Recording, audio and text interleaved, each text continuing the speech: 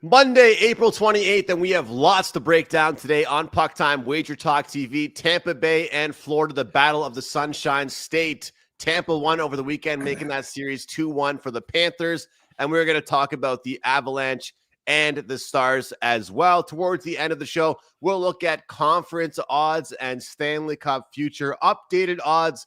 Myself, Andrew McInnis, and Lawrence Presman looking at things. And Prez is on a very, very good run right now off a winner last night with the Oilers. And as I was joking around backstage with Prez, of course, I have my LA Kings 5% series pick. And of course, he had the Oilers the last two games. So we're kind of going head to head here, Prez. But hopefully there's a way we can both end up happy here. You know, Andrew, firstly, thank you for having me. Excited to be here. Thrilled to be talking hockey. Got a new hat. Andrew, it's a fascinating situation, the Edmonton Kings game, because the Kings were so utterly dominated that third period. And the overtime was probably, and I think one of the guys on the desk said the same, probably the most lopsided one-side domination I've ever seen ever. I mean, it was 18 minutes or 17 minutes of a shooting gallery on the LA Kings. And what do you make of that? How does that bode well for this team moving forward? Every single period, it looks like Edmonton's only getting better and better and better. Picard is getting more comfortable. The injured players are finding their rhythm. I'd be worried if I had a bet on the Kings. Well, I think that the Kings have had the lead in every game. I think the Oilers have had to come back in every game they've won. So we've seen in the playoffs a lot of times teams outplay certain teams, but you got to have the lead. And so for me, seeing them get outplayed and then only have to lose off a power play goal in overtime, and nobody wants to see an overtime finish with power plays, feeling comfortable. And I think that's why home ice is what it is. You know, home ice across all sports is important, but I think for certain teams, I would not have put out a play on the LA Kings to win the series. I said it to you and Matthew on the blue line that I like the fact that this year they finally got that home ice advantage. But this series, the Florida Panthers and the Tampa Bay Lightning, Prez, so far, home ice has just meant less value because the road team has had value from the betting perspective here as Tampa Bay, without Hagel, goes out there and puts up the highest number of goals they have so far in this series. They take game 3. You've said to me before, this series is going to be tough to handicap. I've vented to you. I had a big play on Tampa in game 3 it was, and or game 2, excuse me. And I like the under, and Tampa, of course, they only gave up 1 goal besides the empty net, and they still lost. 5.5, of course, is going to be the total again. What are your thoughts here? Is this potentially a series we could see in the first 4 games, the road team win all 4? So, Andrew, I could be wrong here as I'm old and the memory is fading, but I think 3 years ago, we had the exact same situation where no home teams won in the first 4 games. And I look at this game here, and the fascinating and handicap based on last game. Tampa Bay won the last game 5-1. They were absolutely dominated. They were outshot 34-22. They were out puck possessioned. They were out chanced. I mean, it was just one of those crazy games where they got it done. But most importantly, this Tampa Bay power play, which is historically good, Andrew, they went 0-5 last game, 0-5 the game before that, 1-3 the game before that. They're on a 1-13 run, Andrew. I see some goals tonight, and I see some goals by Tampa Bay. I cannot accept that their power play would go 0-5 again with Hedman, Point, Kucherov, Getzel, Presman, just incredible players up front and on that power play. So I think that the power play for Tampa Bay is going to start seeing some goals. I think you have two evenly matched teams. Their record was 1 game apart at the end of the year. Anytime there's plus 120, 125, I'm going to look to take the dog. I lean on the over. I like Tampa Bay plus 125. All right, looking towards the over and liking Tampa Bay plus 125. And, we've talked about it a lot, about how in all sports, the road team can get better line value, whether it's football, whether it's basketball, point spread type sport, or whether it's a money line like baseball or hockey. And you have to figure out how much the home ice means to you. And of course, in hockey, I always talk about the last change being a factor. But again, when you look at two veteran coaches like Paul Maurice and John Cooper, the capabilities they both have to manage their bench, to use their depth, to use their changes the way that they can, maybe there is value on the road team once again here for Tampa. But Prez, I'm going to agree with you on the over in this game.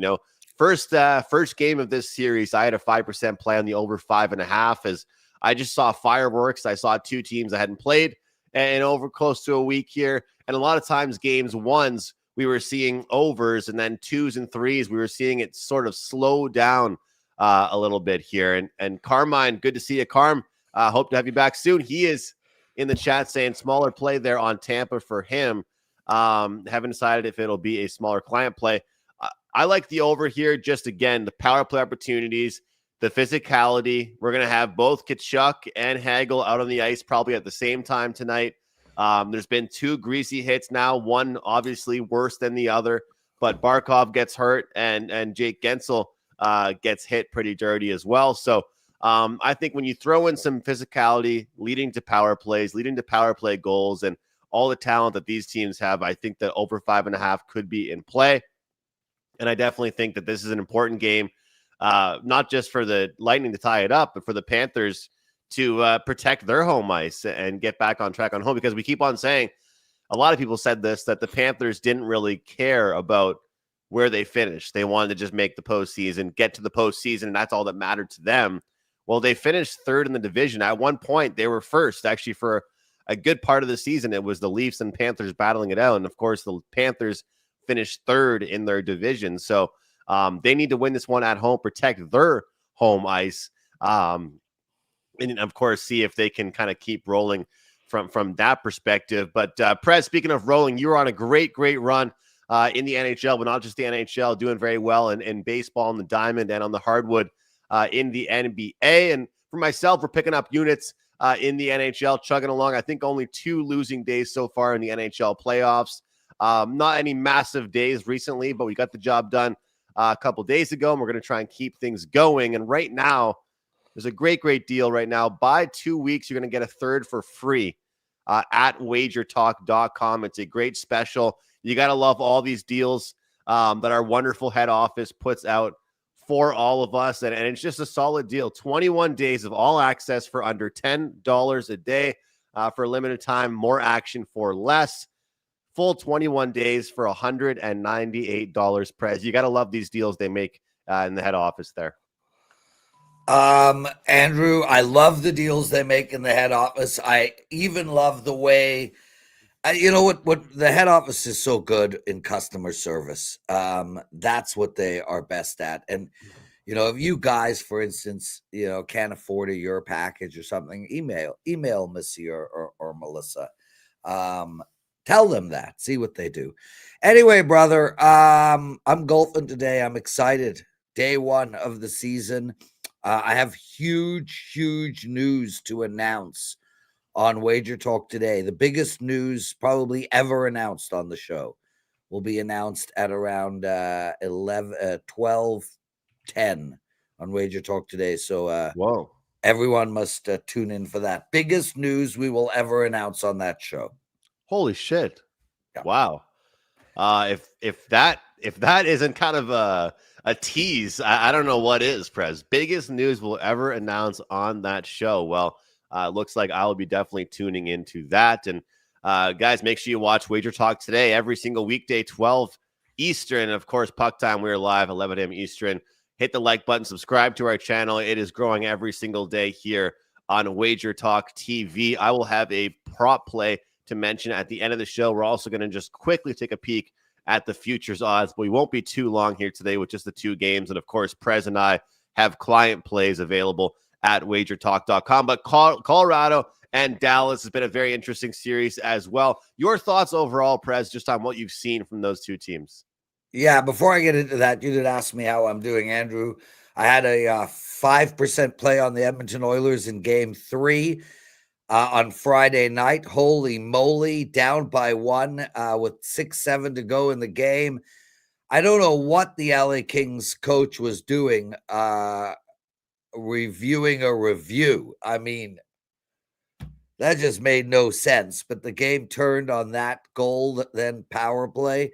And then last night, Edmonton down by a goal with, minutes to go in the game.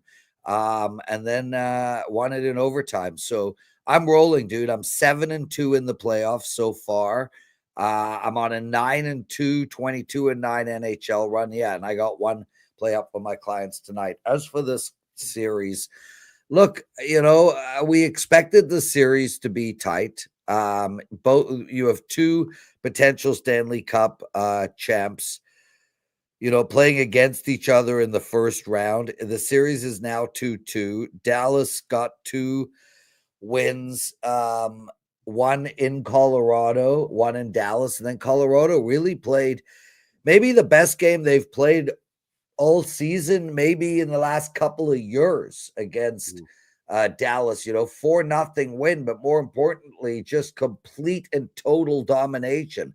48 shots on goal, which is absurd. And they also held Dallas to 23 shots on goal. I think we're going to see Dallas play a much better game tonight. But I think Colorado's the better team here. And I think Colorado minus 140, feeling good about themselves, is worth a look. And I also like with the Florida team, think that the over is a potential play here. I think we see a higher scoring game than the last 2. Game 1 was 6 goals. Game 2 was 7. Game 3 was 3. Game 4 was 4. I think we see an overplay, and I like Colorado. It's kind of interesting to me, Prez, that when we go to Colorado, we saw lower scoring games because I kind of expected it to be the opposite. I really did. I thought that we would see the games in Colorado be the ones that had fireworks, but I guess sometimes it's not as much about where you are, but where you are in the series. As I've been a real proponent about earlier in the series, you see goals and then we kind of settle into defensive hockey. So that could be part of it. But of course, Colorado being the road team today, they are minus 140. So some might say, hey, look, you're getting Dallas at plus 120 at home. It's a pretty good pick there. But look, Prez, honestly, I wouldn't be shocked to see goals in both games today. I really wouldn't. Right now, currently looking at the odds logic page, just for the updated, where the money's going. I'm seeing pretty much in the Tampa Bay and Florida game, just a small amount of money coming in on Florida. And then as far as the Dallas, Colorado, zilch, zip, nothing, no movement, really. There's been absolutely nothing in this Colorado and Dallas game from the opener to where it is now here, the live show on PuckTime. Not much of a change, not much movement here in this one. But I think the defensive play is what I was impressed with by the Avalanche the most. If they can kind of replicate that and they can kind of, build off that, I think they're going to be successful here. Look, I've got futures on the Avalanche. I think 12-1. I have them here in the series. Didn't give it out, but I picked them to win this series. I think this game is crucial for the Avalanche to win, for the Dallas Stars to win at home. But what I think is more important is going to be kind of a start for this Dallas Stars team to be a little bit lower scoring. So I know this might sound a little bit contrarian to liking the over, but I actually think under in the first period, under 1.5 might be a play here, because Dallas, I think at home, getting the last change, getting to match up against the Avalanche, getting to kind of pick their spots, who goes against McInnis, who goes against Landeskog, who goes against Natchez, that could benefit them. And I think a low scoring start does benefit them. But overall, I do like Colorado here. I do think that they get the job done. I think that if they can put that effort together like we saw in the first couple games, let's remind people, after the first 2 games in Dallas, The Dallas Stars led for 70 seconds. I mean, this is a team that was struggling to play at home, was struggling in their own building. And I think that there's a couple guys for Colorado so far that haven't even introduced themselves to the series. Like, one thing people were worried about with the whole Necas and Rantanen trade was that Mikko Rantanen was a really good playoff performer for Colorado. And you know what? Necas has only one playoff point so far. Not that Mikko Rantanen has done much better for the Stars, but I think that we're going to see more from Necas. We're going to see more from Lehkonen. We're going to see more from guys like Jonathan Drouin. So I am interested in that. But we got a lot of guys here in the comments section. Michael K, Jack Frost, Titan CT as well. Willow 3. Willow says Stars been disrespected all series. Or been Stars disrespected all season. A lot of guys in here bumping around. Prez doing a little workout. I'd love to see that. Whoops. I was getting a set in, dude. You were going on for so long. How to get a set in. Toby likes Tampa Bay Lightning. There's just a lot of guys in here giving their opinions here, Prez, and just want to shout these guys out. They're the best.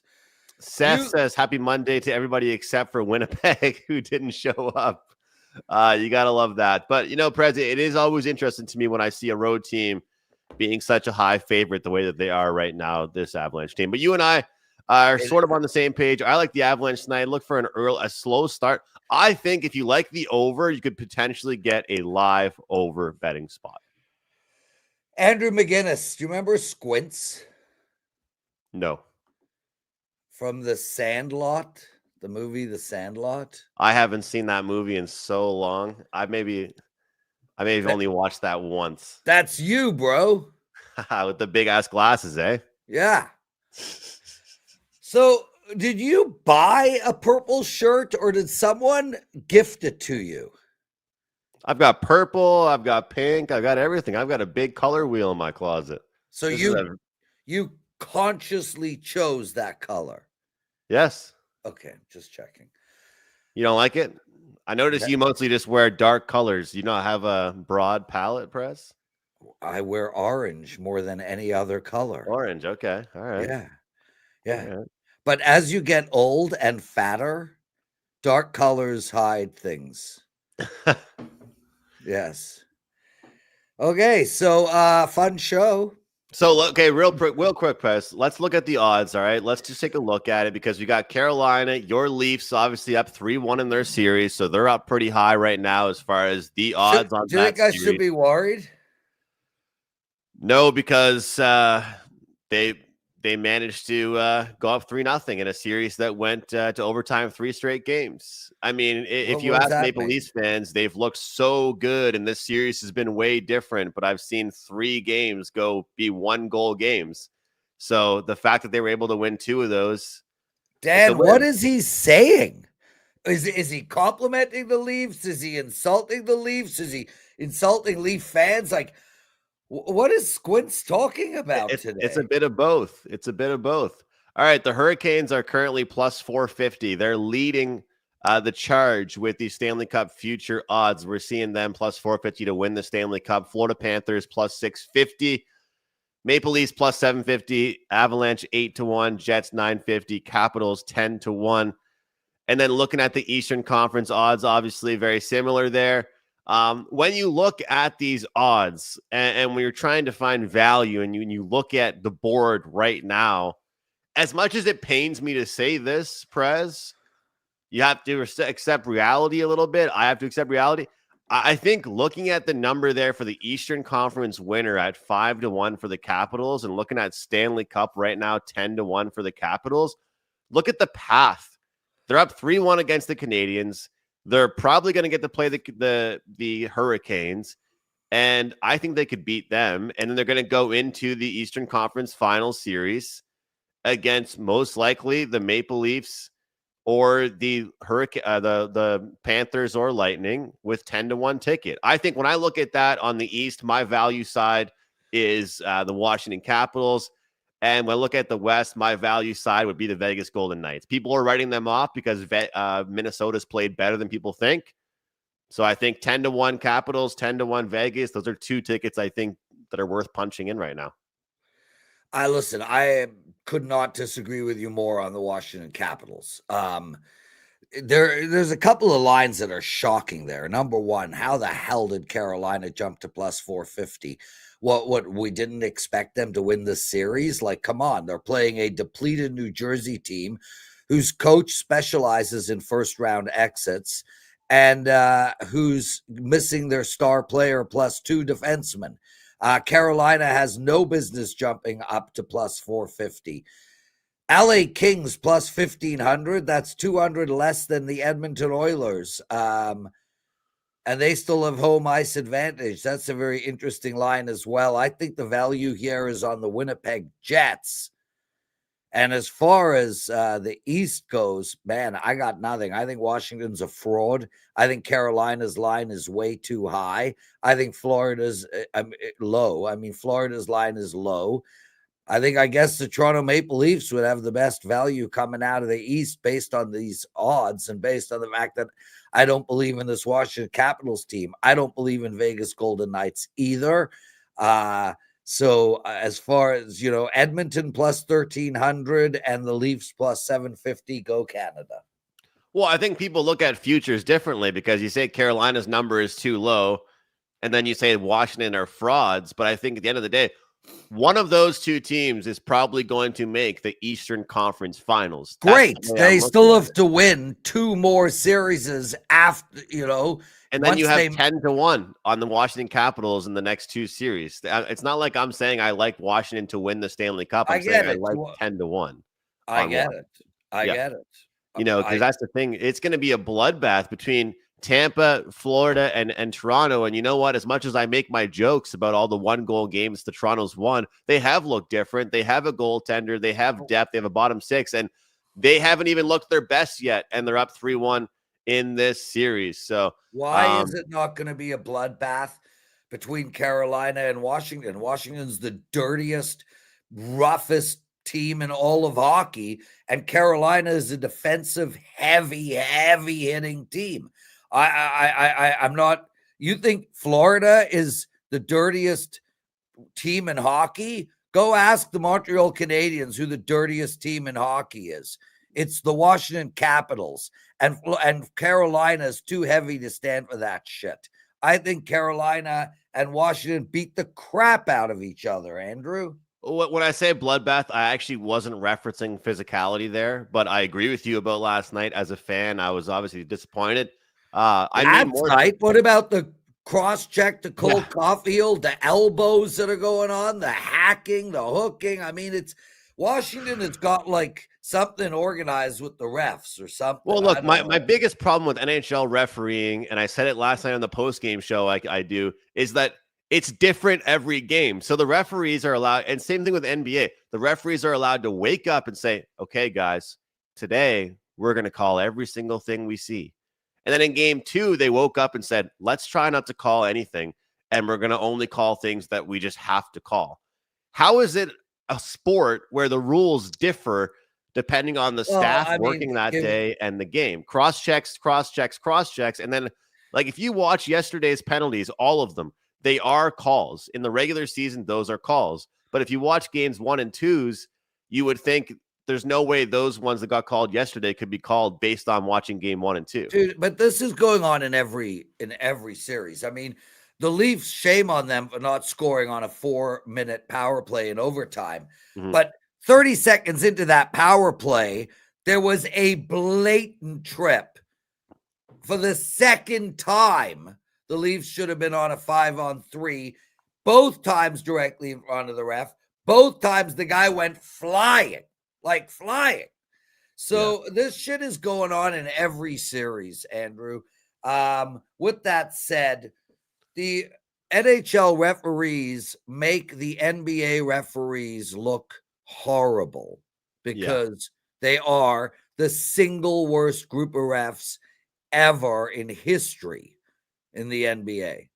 One thing that Tim Peel said, and it was so great on the Blue Line on Friday, every single week live at 1 p.m. Eastern, Prez and Matthew Barnaby can have all kinds of great guests. One thing that Tim said that was interesting to me I knew that there were different groups that worked throughout the series, Prez, but I didn't know exactly how the schedule worked, and it's very informative. I learned something new as well from Tim, and I've watched podcasts with Tim before.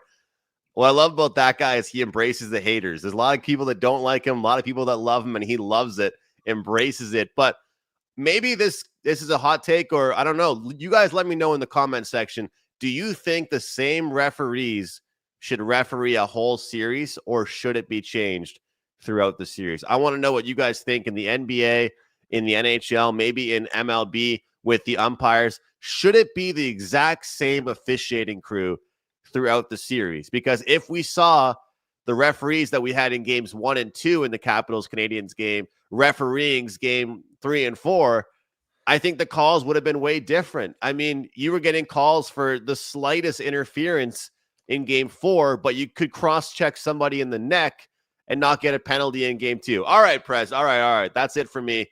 Too much venting, too much being a fan. We have to get going here. Is there a play of any sort, a free play you can throw to us here in the audience on PuckTime today? A free play. I like the over in the Florida Panthers game. I think that's my show best bet, and I think we're going to see scores all around. I take the salami over as well. That's it, brother. Big news at 12 today on WagerTalk today. Make sure to check that out. And thanks for having me, Andrew. Super fun. Go Leafs. Go Leafs, go. Will they close it out at home? Prez, are you going to be there for the game? Nope. No. I'm actually going to play hot. Like, I'm going to miss some of that game because last week I went to the game. I have my own hockey on Tuesday nights, and I can't just keep missing them every time the Leafs have a playoff game on Tuesday. Well, I think that I'm so superstitious. The Canadiens won on Saturday or Friday when I went to Boston Pizza with friends. Didn't want to go because I usually don't like watching in public. You went to Boston Pizza and ate their food? No. I just had 2 drinks. Oh, okay. And I wasn't even going to stay, and I didn't even want to go there. But since they won when I was there and they lost yesterday, I might have to go back on Wednesday. I get it. And so for you, you know what? You might get to get some exercise, play with your buddies, go play hockey, and then check the score when you get to the locker room and hope for the best. Sometimes it's almost best when you're not stressing out. I kid you not, my golden retriever, who's 3 years old, hates it when I watch the Montreal Canadiens. I am the biggest stress ball. I am the most stressed out. I yell when they don't score. I yell when they score. I yell when they get scored on.